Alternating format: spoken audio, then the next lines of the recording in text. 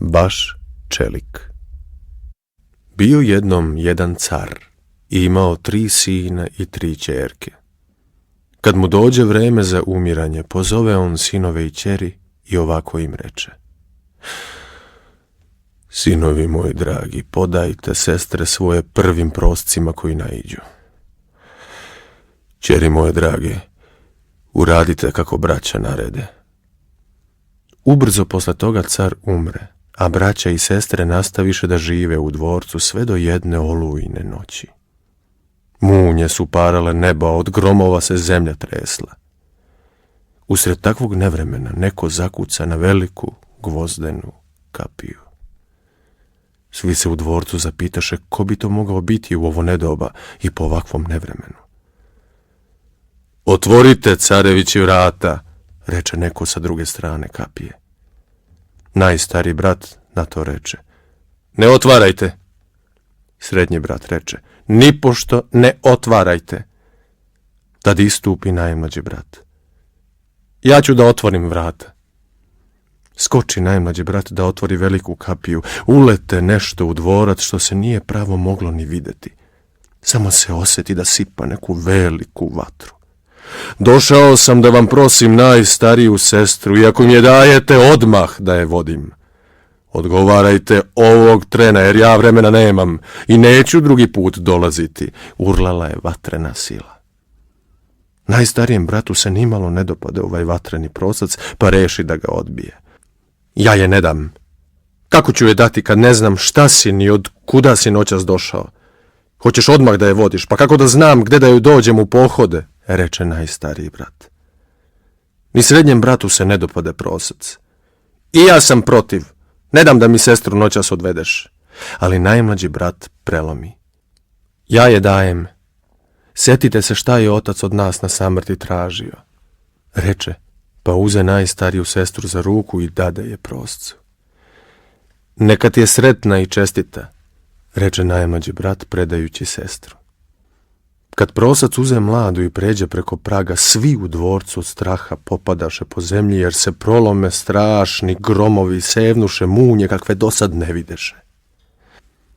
Sutradan braća izađu napolje da pretraže oko dvorca ima li tragova koji bi im ukazali gde je prosac odneo njihovu najstariju sestru, ali uzalud. Ne beše ni jednog jedinog traga, ni jedne stope.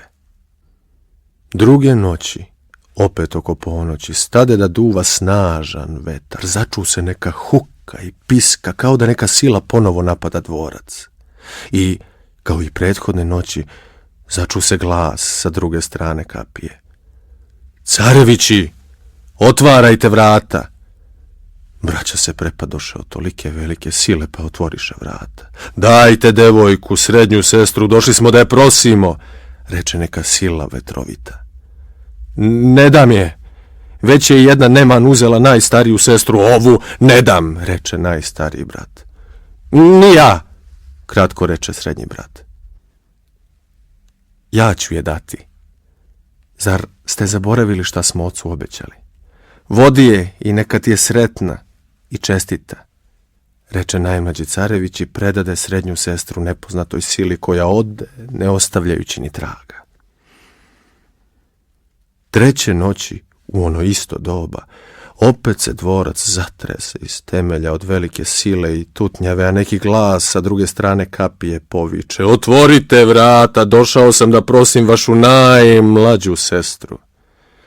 Stariji i srednji brat uglas odbiše: Ovu treću ne damo. Zaista moramo bar za nju da znamo za koga je dajemo i gde je vodiš, rekoše.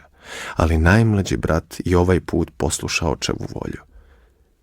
Ja je dajem. Evo ti njena ruka, vodi je. Neka ti je sretna i čestita, reče najmlađi carević. Sutradan braća pokušaše da nađu trag koji bi im ukazao na to u kom pravcu je sila odnela najmlađu sestru, ali bez uspeha. Prođe neko vreme, a trojica braća nisu čula ništa o svojim sestrama. Nisu znali ni ko ih je, ni gde je odveo. Mili Bože čuda velikoga, šta se učini sa našim sestrama kad ne znamo ni kud odoše, ni za koga se udadoše? i odlučiše da krenu u svet da nađu sestre. Na brzinu se opremiše i pođoše. Tako putujući naiđoše na jednu pustu planinu kroz koju putovaše ceo dan. Već je pala i noć kad stigoše do malog jezera. Ovdje ćemo zanoćiti, ja ću čuvati stražu, a vas dvojica spavajte, reče najstariji brat. Kad bude neko doba noći, zaljulja se voda, a najstariji brat se trgnu. Vide da sa sredine jezera ide Aždaja jurišajući na njega. On izvadi sablju i odseče Aždaji glavu, pa kad truplo padne u travu, ono je odseče i uši, stavi ih u džep, a ostatak baci nazad u jezero.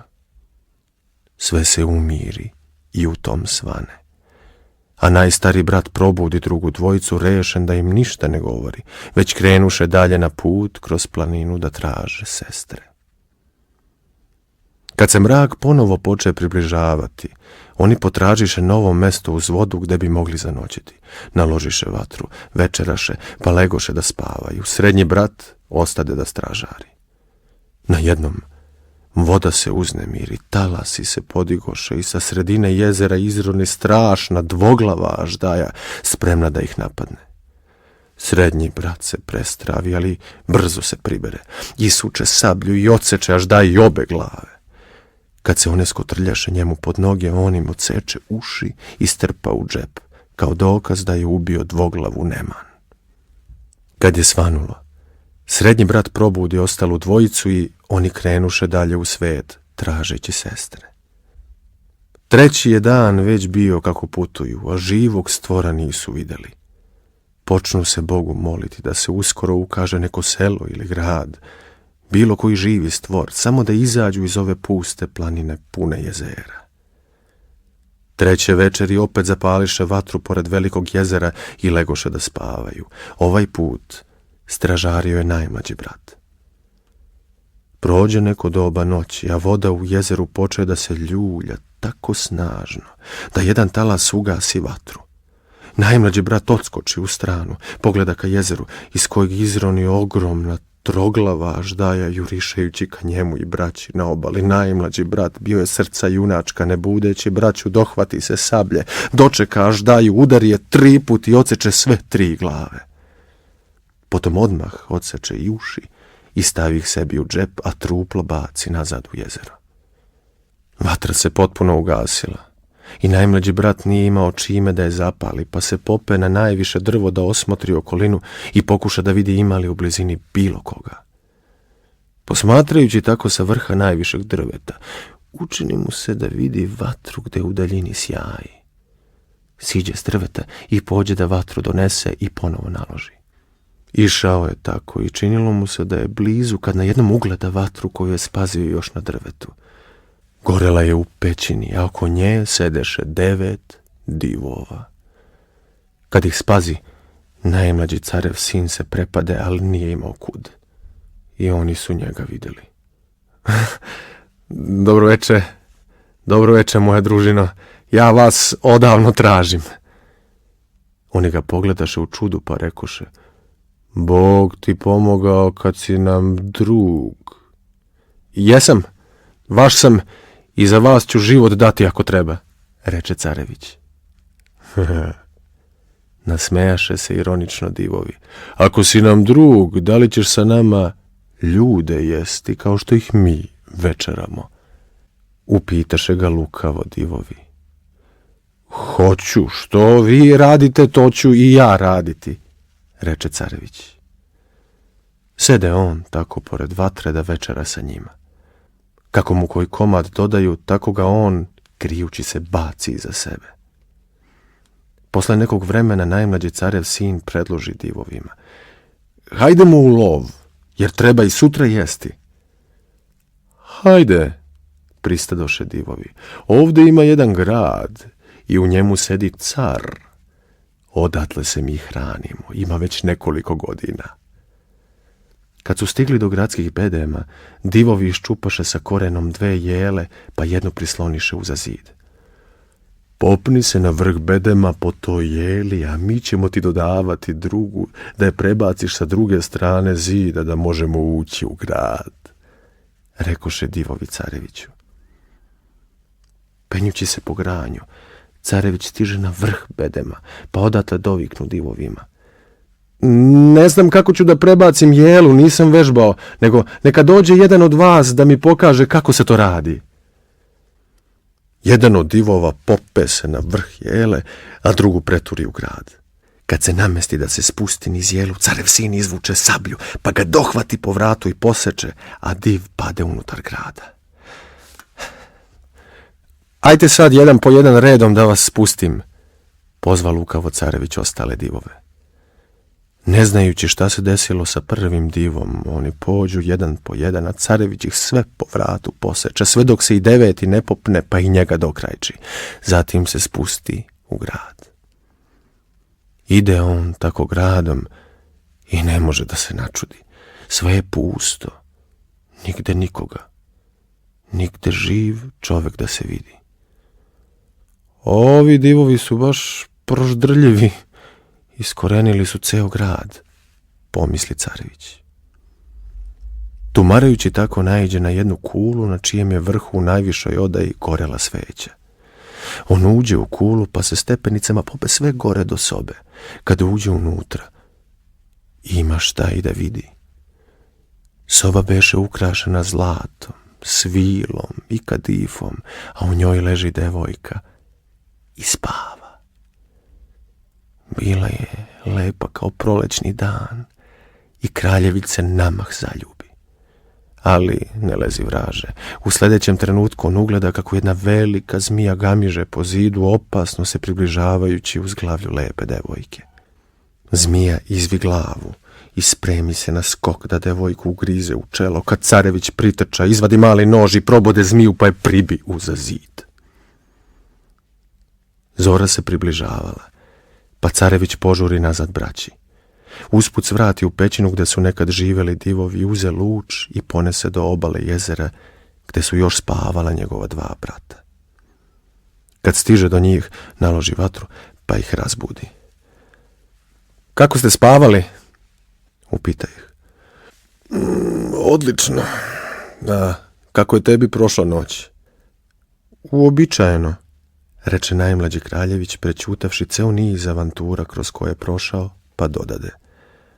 Popeo sam se na najviše stablo i video da u daljini ima jedan grad, reče braći, i oni krenuše tim putem.